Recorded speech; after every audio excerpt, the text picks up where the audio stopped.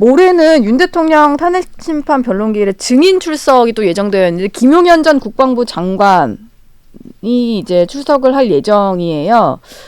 근데 김 전 장관 같은 경우는 보석신문도 이제 보석을 또 청구한 상황인데 이 결론이 좀 어떻게 나올까라는 궁금증도 좀 들거든요.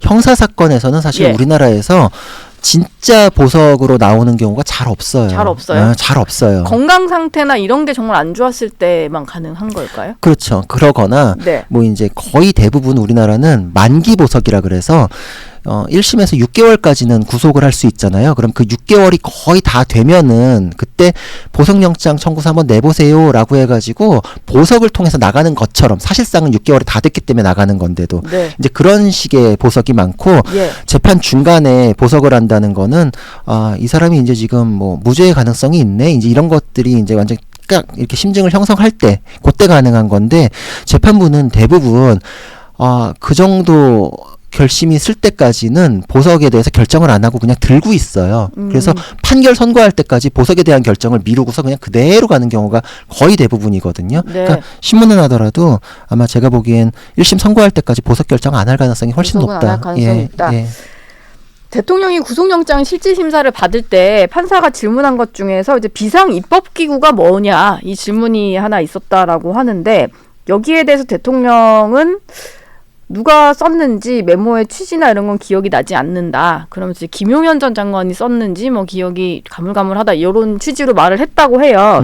근데 이게 그러다 보니까 누가 썼느냐라는 게 좀 중요한 쟁점처럼 됐는데 김용현 전 장관 측 변호인이 밝히기로는 김 전 장관이 썼다라고 합니다. 그러게요. 사실 저는 그래서 영장실질심사 단계에 그 얘기가 나왔을 때 대통령께서 저거를 중요한 내용인데 저렇게 애매하게 얘기하는 게 부정적으로 작용했겠다. 저거 저런 식으로 하면 안 되는데 이런 생각을 했는데 그러고 나서 며칠 뒤에 지금 김용현 장관 측에서 자기가 쓴 게 맞다 그랬잖아요.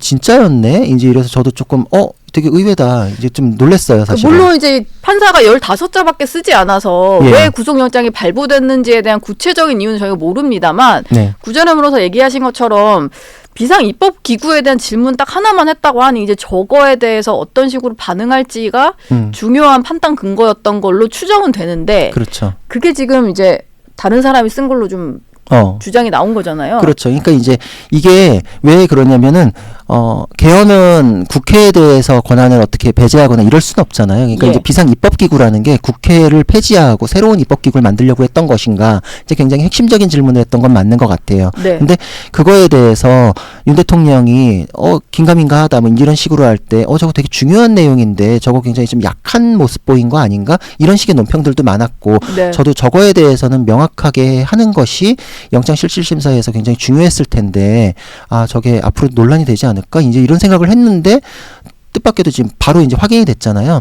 그러면 이제 거기에 대해서는 그럼 김용현 장관이 썼으면 그게 어떻게 해가지고 이제 최상목 권한대행 쪽으로 이렇게 전달이 됐는가 그 과정에서 윤 대통령의 관여나 인식이 무엇이었는가 이쪽에 대해서 변론이 있었어야 되는데 결국은 묻는 말에 대해서 사실 그 현장에서 뭘 물어볼지 모르다 보니까 준비는 안 돼 있었을 텐데 결정 나는 순간까지 그 문건의 작성과 거기에 관여 정도에 대해서는 명확하게 구분이 되지 않은 상태에서 판단이 이루어졌겠구나. 이제 이런 게 본안에서 더 다퉈지겠죠. 근데 아마 제가 보기에는 영장실질심사 단계에서는 충분한 방어권 행사는 못했다. 그 부분에 대해서는 아마 지금 변호인들도 좀 아쉬워하고 있을 거란 생각을 해요.